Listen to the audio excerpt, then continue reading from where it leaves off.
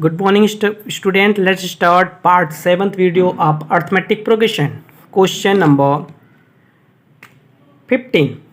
In the question number 15, for what value of n are the nth term of two APs? That's APs first, which gives 63,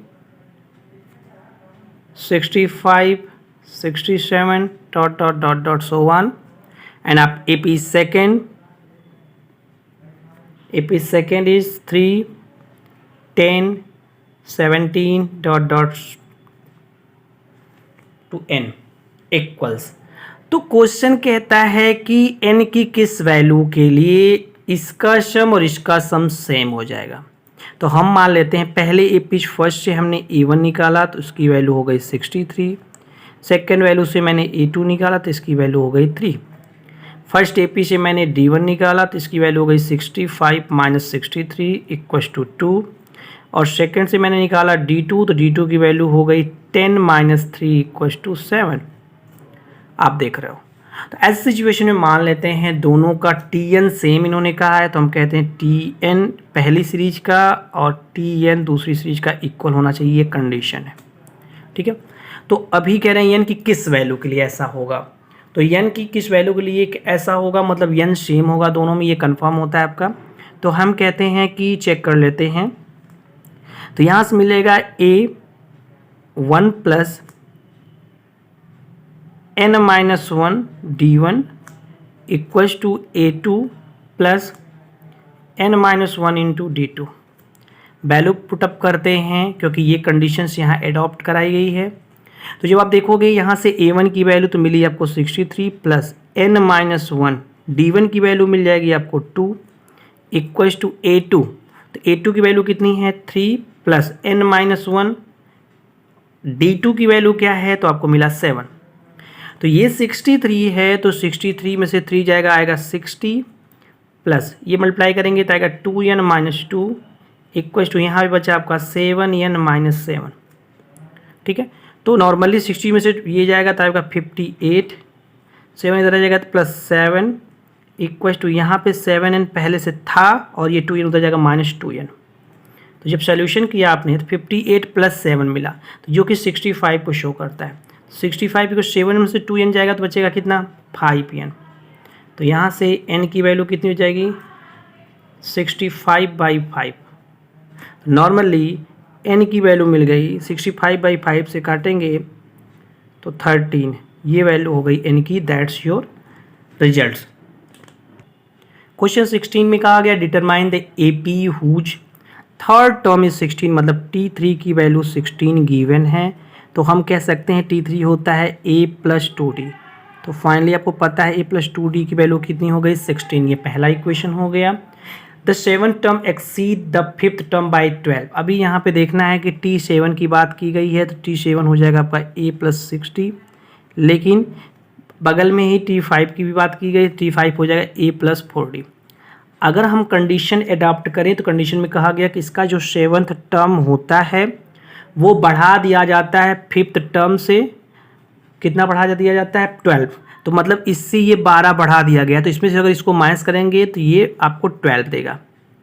हम value put up करते हैं। T7 की value क्या है A plus 60 minus T5 की value में यहाँ रखते हैं तो A plus 4D equals to 12 adopt होता है यहाँ पे। तो जब इसका सोल्यूशन करते हैं ब्रैकेट खुलेगा तो हो जाएगा A plus 60 minus A minus 4D equals to 12। तो I think so A cancel by A हो जाएगा। 6D माइनस 4D कितना होता है सबको पता है 2D। 2D इक्वल्स टू 12 होता है, तो D की वैल्यू क्या हो गई, ये 6 शो करेगा। D की वैल्यू 6 शो कर दिया। तो हमें D पता है। अगर हम D को पहले ही क्वेश्चन में पुटअप कर लेते हैं तो यहाँ लिखेंगे पुटिंग द वैल्यू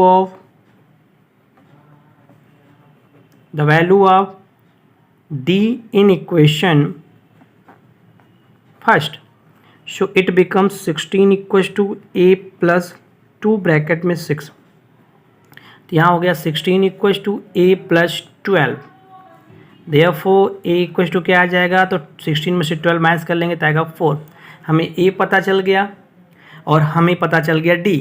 तो हमें क्या करना है, determine the AP, then AP क्या होता है हम जानते हैं, AP जो होता है वो होता है A plus D, A plus 2D dot dot dot dot so one. तो हम वैल्यू पुटअप कर लेते हैं।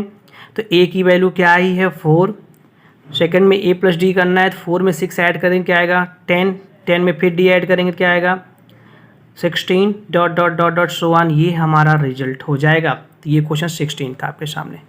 अभी आप क्वेश्चन नंबर 17 की बात कर रहे हैं। तो 17 में कहा गया है फाइंड द 20th टर्म। हमें 20th टर्म पता करना है from the last term of AP। AP में जो AP लिखा हुआ है तो 3, 8, 13। AP जो हमारा मेंशन है वो क्या है 3, 8, 3 दिया हुआ है, 8 दिया हुआ है, 13 दिया हुआ है। ये 13 हो गया डॉट डॉट डॉट डॉट, लेकिन लास्ट में लिखा है 2, 5, 3। हमें जो सम पता करना है 20th टर्म, मैं लिख दे रहा हूँ यहाँ पे 20th टर्म, लेकिन कहाँ से फ्रॉम एंड। इन्होंने लिखा है 20 टर्म फ्रॉम लास्ट का आगे मतलब एंड से पता करना, ये हमारा क्वेश्चन है। तो जब सॉल्यूशन आप करते हो तो सॉल्यूशन में कहते हो A की वैल्यू पहले सीरीज निकालेंगे तो A की वैल्यू 3 हो गई, D की वैल्यू कितनी हो जाएगी तो D की वैल्यू इधर से देखोगे तो आपको मिलेगा 8 - 3 इक्वल टू क्या होता है 5 हो जाता है। और L की वैल्यू कितनी है 253। अब हमें जिस चीज़ की ज़रूरत है और N की वैल्यू क्या है तो N की वैल्यू 20 है। अब हम जब देखेंगे सोल्यूशन तो हम कहते हैं कि 20th टर्म फ्रॉम एंड, ये होता क्या है तो फ्रॉम एंड में आपने पढ़ा है L minus N minus 1 into D, आपने ये पढ़ा है। अगर ये 20 ना nth होता तो, लेकिन यहाँ 20th टर्म है तो आप कह दोगे N की वैल्यू 20 हो गई तो ये term from end equal to हो जाएगा L की वैल्यू यहाँ से रखते हैं 253 हो गया, माइनस N की वैल्यू हो गई 20 माइनस 1, D की वैल्यू क्या निकली है 5। तो फाइनली मिला 253 माइनस 20 माइनस 1 कितना होता है 19, और D की वैल्यू कितनी है तो D की वैल्यू है 5 इक्वल टू 253, 19 5 जा 95 हो गया इक्वल टू, अगर इसको माइनस करते हैं तो आप देखोगे ये हो जाए आपका 158। कैसे हुआ देखिए 3 था तो कैरी लेंगे 13, 13 में से 5 गया 8 आएगा, ये बचा 4, एक कैरी लेंगे 14 में से 9 गया तो 5, ये बचा 1, तो 158 ये आपका रिजल्ट हो गया। अगर सम लास्ट से सम करना हो तो आपको ये मिलेगा 158। तो सम नहीं करना है 20 टर्म निकालना है, 20वां टर्म क्या होगा तब के लिए।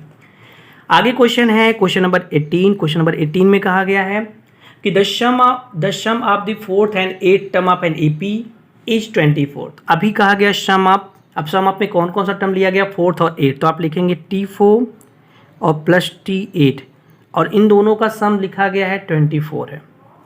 तो हम जानते हैं T4 मतलब क्या होता है A plus 3D, but T4 क्या होता है A प्लस 7D। ये दो टर्म मिल गए इक्वल हो गया 24। तो आप क्या करोगे A और A ऐड करो कितना आएगा 2A, और ये 3D और 7D ऐड करोगे तो आएगा 10D equal to 24। I think so आपका 2 से डिवाइड हो रहा है तो ये बनेगा A plus 5D equal to 12, equation number first. आगे कहा गया है सेकंड कंडीशन कहा गया and the sum of 6th and 10th term, 6 and term 10, तो ये कहेंगे T6 प्लस T10, इसका सम कितना बताया गया तो 44 बताया गया है। तो आप देखोगे T6 को क्या कह सकते हो, आप कह सकते हो A plus 5D, plus T10 को क्या कह सकते हो A plus 9D, equal to क्या मिलेगा 44।